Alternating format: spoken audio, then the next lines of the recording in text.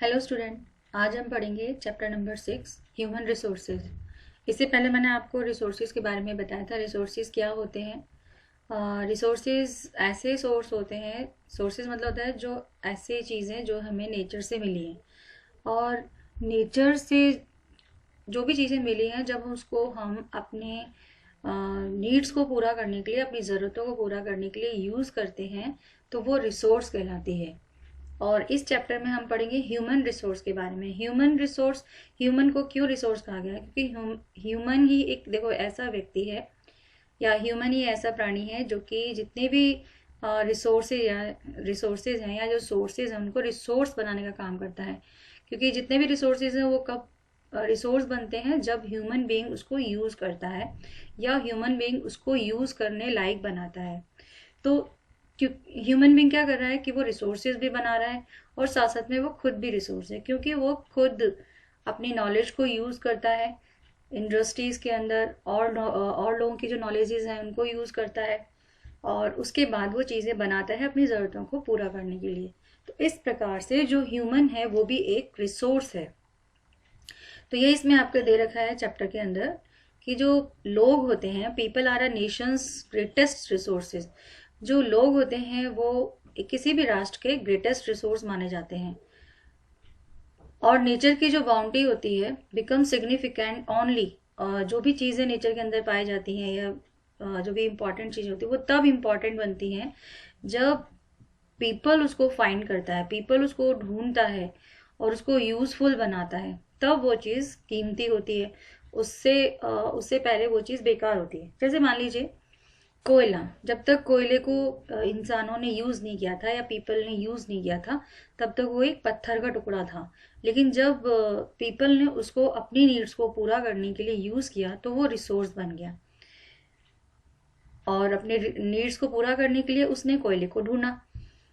It is a people, ये people ही है जो कि विद देयर डिमांड, उनकी जो डिमांड है लोगों की और उनकी जो एबिलिटी है, एबिलिटी मतलब उनकी जो काबिलियत है, that turn them into resources, जो कि उन चीजों को रिसोर्सेज में बदलती है। हैंस इस प्रकार से जो ह्यूमन रिसोर्स है वो अल्टीमेट रिसोर्सेज है। यानी अगर ह्यूमन बीइंग अगर न होता तो ये सारी चीजें बेकार होती, वो तो सिर्फ नेचर के अंदर चीजें रखी हुई हो जाती, उसको यूज नहीं करता। तो ह्यूमन जो क्या है वो खुद भी एक रिसोर्स बन गया, क्योंकि उसने इन सब चीजों को यूज किया है, यूज करने लायक बनाया है। तो इस तरह से जो ह्यूमन है वो एक बहुत ही महत्वपूर्ण रिसोर्स है। और ह्यूमन रिसोर्स कब बनता है? जब वो हेल्दी होता है, एजुकेटेड होता है, या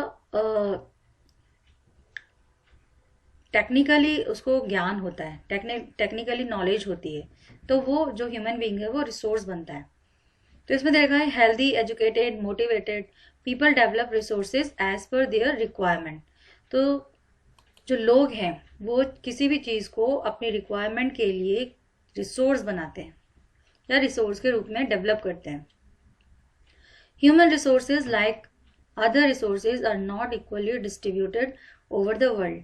जैसे कि दूसरे रिसोर्सेज हैं वो वर्ल्ड के अंदर एक जैसे डिस्ट्रीब्यूटेड नहीं है, कहीं पर वो ज़्यादा हैं तो कहीं पर कम पाए जाते हैं। ठीक इसी प्रकार से जो ह्यूमन रिसोर्सेज हैं वो भी अनइक्वली डिस्ट्रीब्यूटेड है। अनइक्वली मतलब जो इक्वल ना हो पूरे वर्ल्ड के अंदर।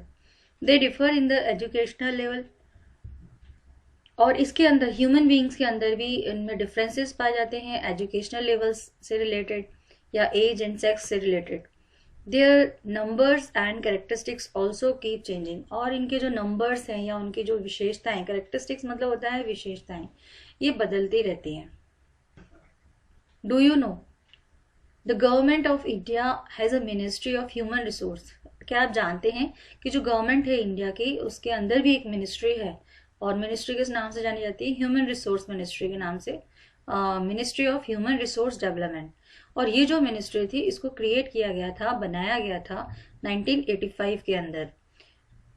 और इसको बनाने का जो मेन एम था वो था कि जो लोग हैं उनकी स्किल को इम्प्रूव किया जा सके।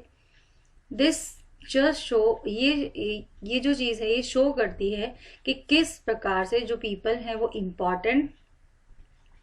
इम्पॉर्टेंट है या हम कह सकते हैं कि वो इम्पॉर्टेंट रिसोर्सेज हैं हमारी कंट्री के लिए।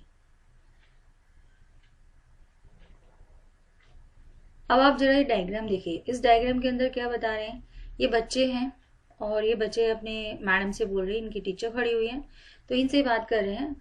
तो इसमें इनकी टीचर ने पूछा, how many people do you think there are in the whole world. इन्होंने पूछा कि बताओ बच्चों कि कितने लोग हैं पूरी दुनिया के अंदर। सबने अलग अलग जवाब दिए। इसमें गर्ल ने कहा कि there are 500 children in my school, अलग अलग कि मेरे स्कूल में 500 बच्चे हैं। इसने कहा कि मेरी क्लास के अंदर 30 बच्चे हैं। और जो येलो टी शर्ट में जो लड़का है उसने ये बोला कि मेरे गांव के अंदर 1000 लोग रहते हैं। तो फिर इसने कहा, अंदाजन इन्होंने लगाया कि 6.6 बिलियन पीपल हैं। ठीक है, how do you right that in number. तो उसने कहा अच्छा बताओ आप कैसे लिखोगे इन नंबर्स को। तो ये क्या बता रहे हैं, पीपल के बारे में बता रहे हैं। ये जो डिस्कशन हो रहा था वो लोगों से रिलेटेड था कि कितने लोग हैं, कहाँ रहते हैं, और उसमें ये इंडिकेट किया गया था कि कहीं पर कम है तो कहीं पर ज्यादा लोग रहते हैं। अब हम पढ़ेंगे distribution of population. Distribution of population मतलब क्या होता है कि जो जनसंख्या है, पॉपुलेशन मीन्स होता है जनसंख्या, इसका डिस्ट्रीब्यूशन किस प्रकार से होता है हमारी अर्थ पर, हमारे वर्ल्ड के अंदर। The way in which the people are spread across the earth surface is known as the pattern of population distribution।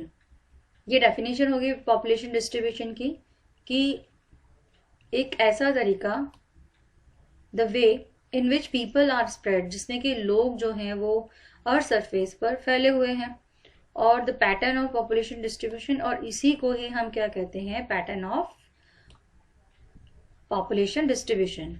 More than 90%। अब इसमें ये बताया गया है कि हमारे वर्ल्ड के अंदर 90% जो लोग हैं ना वो केवल 10% लैंड सरफेस पर रहते हैं, और 10% जो लोग हैं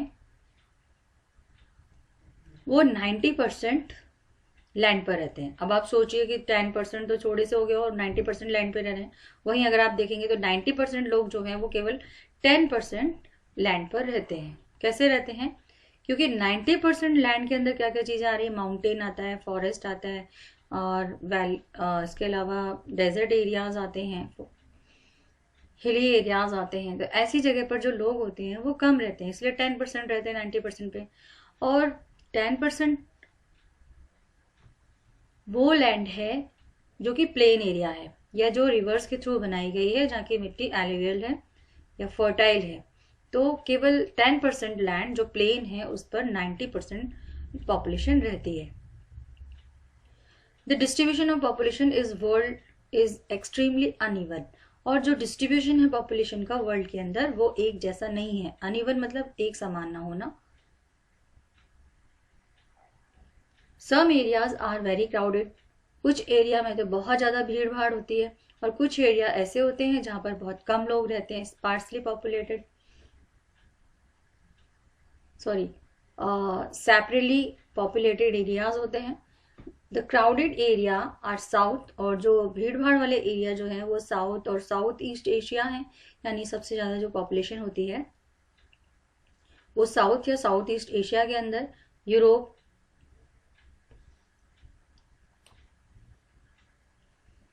Europe and north eastern America के अंदर पाई जाती है। और मतलब ये तो बता रहे हैं कि यहाँ तो पॉपुलेशन ज्यादा पाई जाती है, और सबसे कम जो पॉपुलेशन होती है वो कहाँ रहती है, वो रहती है हाई लैटिट्यूड एरियाज पर। तो सब कम पॉपुलेशन का रहती है हाई लैटिट्यूड। हाई लैटिट्यूड मतलब होता है सबसे ऊंचाई वाली जगह पर लोग कम रहते हैं। इसके अलावा ट्रॉपिकल डेजर्ट्स के अंदर लोग कम रहते हैं, हाई माउंटेन्स पर लोग कम रहते हैं, एंड इक्वेटोरियल फॉरेस्ट जो भी हैं इनके अंदर लोग कम रहते हैं। इक्वेटोरियल फॉरेस्ट के अंदर, इक्वेटोरियल फॉरेस्ट मतलब होता है जो इक्वेटर के पास वाले एरियाज होते हैं वहां पर लोग कम रहते हैं। Many more peoples live in north of the equator. बहुत सारे जो लोग हैं वो नॉर्थ, इक्वेटर के नॉर्थ की तरफ रहते हैं साउथ की अपेक्षा। इक्वेटर के, आपको पता है इक्वेटर के साउथ की तरफ क्या है, केवल 2 ही कॉन्टिनेंट आते हैं। एक तो आपका अफ्रीका आता है, वो भी बीच में से इक्वेटर काटती है उसको, और दूसरा जो है वो आपका ऑस्ट्रेलिया आता है। बाकी अगर नॉर्थ में देखेंगे तो आपके लगभग सारे कॉन्टिनेंट्स आते हैं, जैसे कि आपका नॉर्थ अमेरिका हो गया, साउथ अमेरिका हो गया, एशिया हो गया, यूरोप हो गया। तो ये सारे जितने भी कॉन्टिनेंट्स हैं वो कहाँ आते हैं, नॉर्थ की तरफ, यानी कि लैंड पार्ट जो होता है वो नॉर्थ में ज़्यादा होता है। इसी वजह से जो लोग हैं वो ज़्यादातर नॉर्थ में रहते हैं इक्वेटर के साउथ के बजाय। ऑलमोस्ट 3/4, 3/4 मीन्स होता है 3/4। तो वर्ल्ड की 3/4 जो पॉपुलेशन है वो 2 कॉन्टिनेंट के अंदर रहती है केवल, और वो है एशिया एंड अफ्रीका। तो ये बता रहे हैं इसमें कि 3/4 जो पॉपुलेशन है वर्ल्ड की वो केवल 2 कॉन्टिनेंट में रहती है, वो एशिया एंड अफ्रीका है। एंड 60% जो वर्ल्ड के पीपल हैं वो 10 कंट्रीज के अंदर रहते हैं, मतलब 60% जो लोग हैं वो कहाँ रहते हैं, 10 कंट्रीज के अंदर। और यहाँ पर जो पॉपुलेशन है वो 100 मिलियन से ज़्यादा है। तो आप देखेंगे सबसे मोस्ट पॉपुलस जो कंट्री है वो कौन सी है, चाइना। तो चाइना आप देखेंगे, ये यहाँ पर कंट्रीज के नाम दे रखे हैं, इधर पॉपुलेशन दे रखी है, तो आप देखेंगे सबसे ज़्यादा चाइना में है। सेकेंड इंडिया के अंदर है, थर्ड यूएसए में है, फोर्थ इंडोनेशिया, फिर Brazil, Pakistan, Bangladesh, Russia, Nigeria and Japan. तो ये मोस्ट पॉपुलस कंट्रीज हैं 10 जहाँ पर पॉपुलेशन ज़्यादा पाई जाती है। ये जो डायग्राम दे रखा है, आप इसमें डायग्राम्स में, इसमें पिक्टोग्राफ में आप देखेंगे कि यहाँ पे बता रहे हैं कि एशिया में रहने वाले को येलो से शो किया गया है, इंडिकेट किया गया है। यूरोप में रहने वालों को ब्राउन कलर में इंडिकेट किया गया है, और अफ्रीका में रहने वाले लोगों को पर्पल कलर में, और सेंट्रल और साउथ अमेरिका में रहने वाले लोगों को ब्लू कलर में इंडिकेट किया गया है, और नॉर्थ अमेरिका में रहने वाले लोगों को ये आपका डार्क पर्पल जो कलर है उसमें दिखाया गया है। और ओशिनिया के अंदर रहने वाले लोगों, ओशिनिया मतलब क्या हुआ, ओशनिक पार्ट का ज्यादा होना, ओशन ज्यादा होना, जैसे कि ये ओशन सबसे ज्यादा कहाँ पाए जाते हैं, ऑस्ट्रेलिया के चारों ओर है, न्यूजीलैंड एंड पैसिफिक आइलैंड्स। तो यहाँ पर रहने वाले लोगों को ग्रीन कलर में शो किया गया है। अब आप जब ये डायग्राम देखेंगे तो आप देखेंगे ये येलो कलर वाले जो लोग हैं वो ज्यादा दिखाई दे रहे हैं, तो ये कहाँ रहते हैं, ये एशिया के अंदर रहते हैं। वहीं अगर आप ब्राउन कलर वाले लोग देखेंगे तो वो आपको कम दिखाई देंगे येलो वाले से, वो कहाँ रहते हैं, यूरोप के अंदर। और पर्पल कलर वाले जो हैं वो कहाँ रहते हैं, आपके अफ्रीका के अंदर। देन उसके बाद आपके सेंट्रल और साउथ अमेरिका के अंदर। पर्पल कलर वाले जो डार्क पर्पल में आ रहे हैं वो नॉर्थ अमेरिका के अंदर, जो 4 दिखा रखे हैं। और ओशिनिया के अंदर केवल एक बंदा दिखा रखा है, यानी कि कम लोग रहते हैं ओशिनिया के अंदर। देन फिर आता है आपका density of population. Density of population, density मतलब क्या होता है, डेंसिटी मतलब होता है कि एक पर्टिकुलर एरिया के अंदर एक टाइम पीरियड में कितने लोग रहते हैं। पर्टिकुलर एरिया मतलब 1 पर्सन पर स्क्वायर किलोमीटर, यानी कि पर स्क्वायर किलोमीटर में कितने पर्सन रहते हैं, और ये शो करता है डेंसिटी को। तो डेंसिटी की जो पॉपुलेशन है वो क्या हो जाएगी, population density is the number of people living in a unit of area surface, earth surface. Earth surface के किसी थोड़े से हिस्से के अंदर, यूनिट ऑफ एरिया के अंदर रहते हैं, उनको हम पॉपुलेशन डेंसिटी कहते हैं।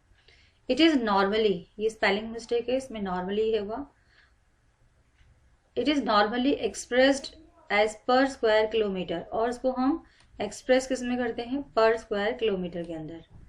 और अगर हम देखेंगे एवरेज डेंसिटी जो है पॉपुलेशन की पूरे वर्ल्ड के अंदर वो है 45% पर स्क्वायर किलोमीटर। अगर हम वर्ल्ड की एवरेज डेंसिटी देखते हैं तो वो कितनी है हमारी, 45% पर स्क्वायर किलोमीटर।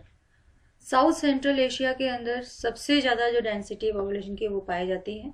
अगर आपसे पूछा जाए कि हाईएस्ट डेंसिटी वर्ल्ड में कहाँ पाई जाती है, तो वो है साउथ सेंट्रल एशिया, और उसके बाद आता है east and south east Asia. यहाँ पर जो पॉपुलेशन है वो सबसे ज़्यादा पाई जाती है। और इंडिया की एवरेज डेंसिटी कितनी है, इंडिया की एवरेज डेंसिटी है 324 पर्सन पर स्क्वायर किलोमीटर। ये इंडिया की डेंसिटी है 324 पर्सन पर स्क्वायर किलोमीटर। फिर आप देखिए factors affecting distribution of population, इसके बारे में मैं आपको नेक्स्ट वीडियो के अंदर बताऊंगी। तो जब तक जितना मैंने आपको पढ़ाया उसे पढ़ना है। Okay bye, have a nice day.